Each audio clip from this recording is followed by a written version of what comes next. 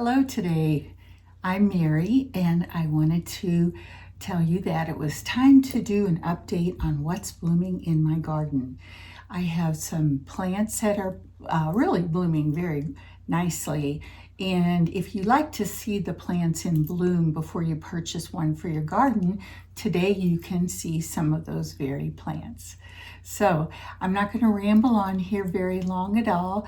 Let's go out into the garden and get started on walking around for a peaceful time in the beauty of God's creation. I thought we'd start today back here in the back corner of my yard, and you can see I have some yellow daylilies blooming. The Joe Pye weed is getting much taller, and I'm getting more leaves on my purple sand cherries now. I have actually 3 planted in this area. And my Nautia, this plant right here, is getting quite a few blooms. It readily reseeds, which is why I have so many of those plants in this space. It's a cloudy day actually, and quite a bit cooler, which is very nice. You don't have the glare from the sun as I am filming, which is what I prefer actually. Here I have a variegated. You can see the leaves have almost like stripes on them. It's a variegated Carl Forster feather reed grass, which is very healthy and does well here in our climate. And my Anthony Water or Spirea is filled with purple blooms. It's starting to really look gorgeous at this time of year. And next to it is my Moonshine Yarrow, which is blooming also and looking very colorful. Now if we swing over here, I'm checking out my Kinsley's Ghost honeysuckle right there. It has seemed to be stalled up here toward the top of this trellis right there. But I have given it some fertilizer and I hope it will continue to grow as the summer moves along. Now right here by my shed, I have an urn, I guess you would say, right here that has some impatiens and coleus in it. And then over here on this chippy chair, we have some blue salvia and a very pretty colored petunia. Right over here by my blue spruce, I had planted some lilies that are called rose lilies. I guess they're sort of the Asiatic variety. And you can see here they're getting blooms on the tops. So hopefully in my next video I can show you what they look like. On my last tour you saw this area underneath my autumn purple ash tree, which is right here above me. And it provides a good shade area for my shady plants, such as these hostas, Jacob's Ladder, the Brunnera that you see on the right. And I have a large patch, as I showed you before, of variegated Solomon seal. It's doing well, and I really like the way it has spread from just 2 small plants to cover this space. I really like that. Here we have another hosta, of course one of my gnomes. And guys, I have quite a few blooms on these Asiatic lilies. Honestly, I don't remember what they are, but hopefully we'll see the blooms in my next video. And then over here I have a swing, which is very comfortable. I've shown you that before. And then to my left here, I'll try not to go too fast, is my tomato garden. The tomato plant on the far side of my garden is called Lemon Boy, and those are round cherry tomatoes that are yellow colored. And then here on this plant is a tomato called Early Girl, and you can see I do have some little tomatoes beginning to grow on this plant. Very happy about that, because you might know that I enjoy making tomato sandwiches with larger sized tomatoes, so I'm kind of excited for those tomatoes. Now I have quite a few marigolds planted in my garden. These are pom-pom marigolds this year, and they are very effective for me in discouraging insects getting in and eating on my vegetables that I'm trying to grow. So you can see I have, these are carrot leaves here and here, and there are empty spots. I think I mentioned this in my last video, that my grandson, who's only 7, helped me distribute the seeds. And he wasn't very even at that, which is just okay. We'll still have lots of fun harvesting carrots later in the season. And then on this row here are radishes. Back on this side, I have cucumbers trying to grow, and I do have some blooms, so that makes me happy. And then we have some basil and some Italian parsley growing in the corner there. And then on this side of my raised bed, which is actually 24 inches high, I have some Virginia creeper growing, and I just keep whacking it off to keep it in check. And I like the green look it provides here in this space. Now over here, you know this area is called my fairy garden, and I have several bird houses that I've thrifted hanging in the trees. And guys, over here I wanted to show you this one hosta that it seems to be struggling a little bit this year, and it's also getting chewed on by some insect, or I don't really think I have slugs. You know, it's so dry here in Colorado, we really don't have a problem with slugs and snails. But in any case, this is a different kind of hosta that has interesting shaped leaves, and its name is Praying Hands. Don't you love that name? Praying Hands. I'm hoping it will grow bigger during the course of the summer. Here's some of my pots and fairies. And over here are the dinosaurs and pirates that the boys enjoy playing with so much.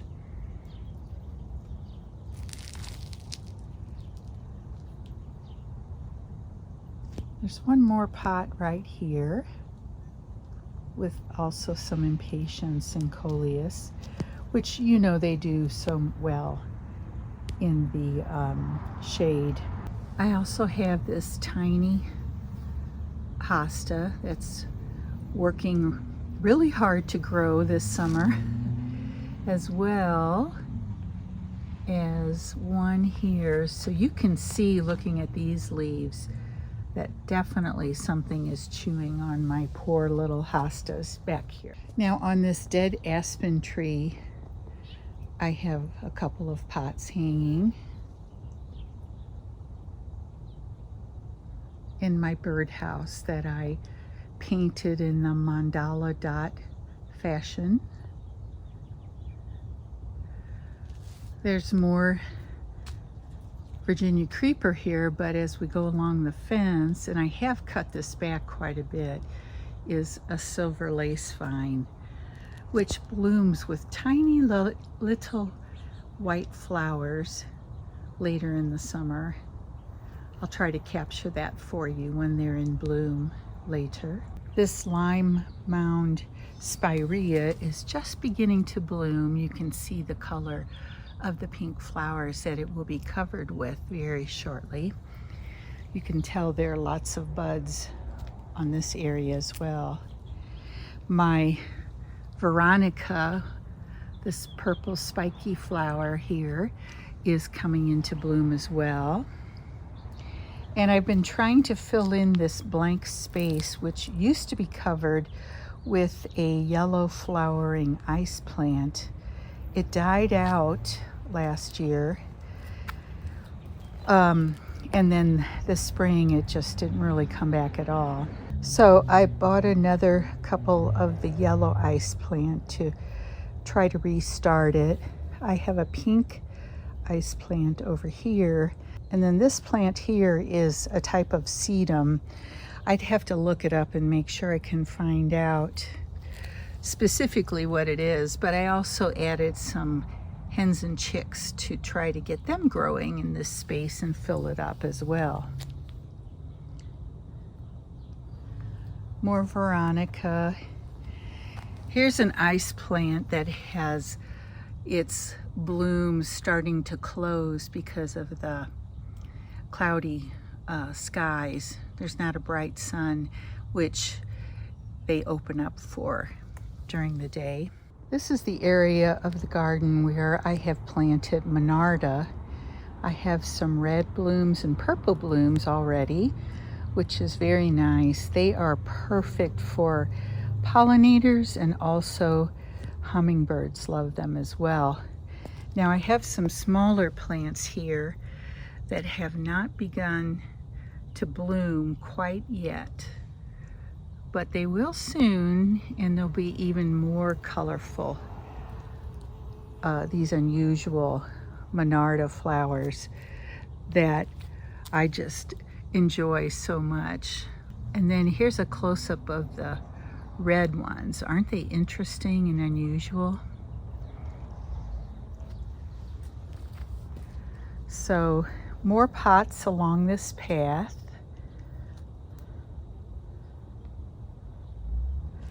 And another Anthony Waterer spirea right here. Just beginning to bloom, actually. I have one liatris plant that has 2 spikes coming up here, and that will be in bloom later, so I'll try to capture that for you. My seedling sunflowers are continuing to grow, so I'm thankful for that. We're getting some blooms on the perennial geraniums here. And my rose has been blooming. I'm so happy about this little guy. I think I mentioned earlier that it always dies back to the ground even though I protect it. But it comes back each year, and I'm thankful for that because I really enjoy these blooms, and it has a lovely fragrance as well. Now over in this empty space, I planted 2 cosmos, and I'm hoping to let them go to seed. So next year I'll have even more. And guys, right here is a very small sea holly. This is its 2nd year in my garden, and I think it has a bud right there. I'm so excited. I really hope it turns out that it is healthy and will bloom for me a little bit later this summer. Here's a look over at the fence area and my hammock. Down here I have some Veronica that has seeded itself and is growing, and it's quite healthy, isn't it? And this little plant right here is very good for xeric gardening. It doesn't need much water. Gets these yellow flowers that you can see, and I believe the name is partridge feather. Now moving across from this large patch of Joe Pye weed, I have a garden that seems to be quite a bit overgrown, but I sort of like that crowded look. And right here you see some rose campion with those bright pink flowers. Another spirea, Anthony Waterer. And down in here, I have this wonderful perennial called wine cups. Now, I think there are 2 or 3 wine cups plants in this space, but it sort of vines out and spreads. And so if you have a blank area that you'd like to fill in, wine cups do very well. And back in the back, I have a baptisia right there. Let's get a close-up at it.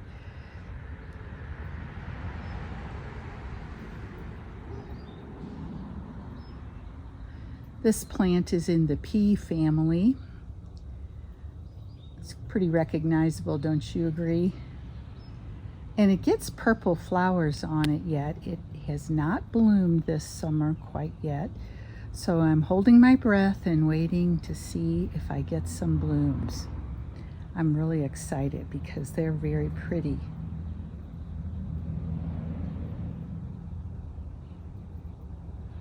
I also have this dark red barberry right here. So there's a variety of plants in this area, including this very large mugo pine that I just love. It was in my garden when I bought the house, and I transplanted it. It was very close to a bunch of other plants, and so they were all scrunched together, and you know, none of them would do really well once they matured in their sizes. So anyway, that's that space. Over here I have another urn standing on a pedestal, and in the background you can see my variegated red twig dogwood bush, one of my favorites. Right here is the green Carl Forster featherweed grass, and it is getting its inflorescences now. You can see them. Now this is the area that's underneath my spring snow crabapple, and I'm very worried about it because I am afraid it has developed fire blight. And of course I want to save its life, so I'm working hard with fertilizer, and I had an arborist come and look at it. It was during the winter. That's the time when they are, or when they find the best results for trimming back a crabapple with fire blight. Just trying to give you sort of an overall look at the yard.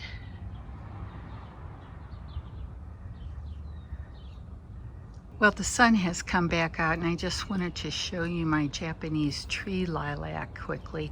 But let me insert a clip that I did when it was in full bloom so you can really see how pretty it is. Which is blooming gloriously at the moment. Isn't it fantastic? It's a small tree and then gets these large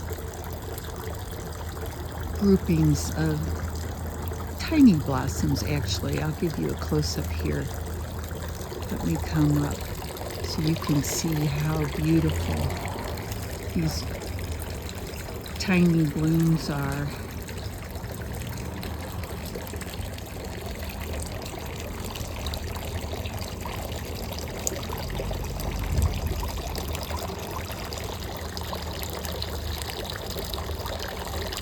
Aren't they cute?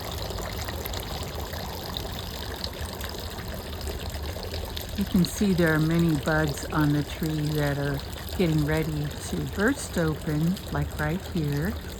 But up at the top, where I believe it gets more sun, many more of the little flowers have opened.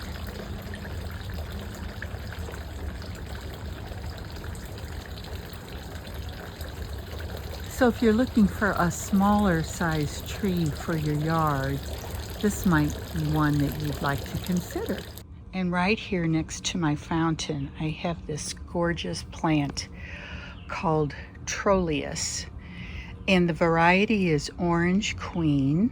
Isn't it so pretty? It's just blooming its little heart out this year. And guys, I fill in with some petunias like I've done here, but next year I plan to buy 2 or 3 more Trolleus and get a whole swath of these really pretty orangish yellow blooms. What do you think? Is that a good idea? Here's another one of my containers and one next to it over here.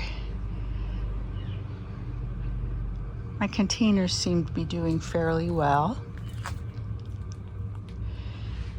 Here are my Shasta daisies, but although they have buds on them, they haven't quite opened yet, so I'll capture them for you in my next tour. Now in this large pot here, I planted a Prince Tut papyrus. And gosh, it really has gone to town. I really am enjoying that plant. It's such a large plant for a large container. And guys, in the background here, it hasn't completely taken off and started blooming yet, but this is Black-Eyed Susan vine. And it's just starting to come and grow up my trellis. So I'm hopeful I'll have a trellis full of their flowers a little bit later. Here on the other side of my little patio, I have a patch of asters, and they bloom later in the summer. They're more like fall flowers, I would say. And then we'll come around over here where I've been trying to plant more ground covers and shade-loving plants under my crabapple. Here's a Brunnera and a Virginia. And since we get sun late in the day, these petunias are doing pretty well. The sun comes from the west and gives them a good dose of sunshine here.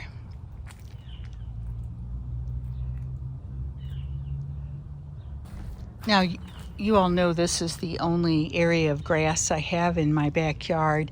I had quite a few weeds growing in this area, so I got down on my knees and dug them all out. I got every bit out by the roots, and I have reseeded with this grass patch.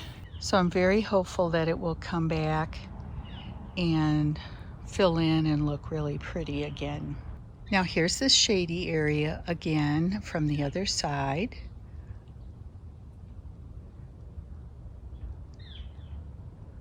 And my very large juniper that's right smack in the middle of my yard. And it's been great because it has helped me to divide my yard into various rooms, which I really find to be a lot of fun.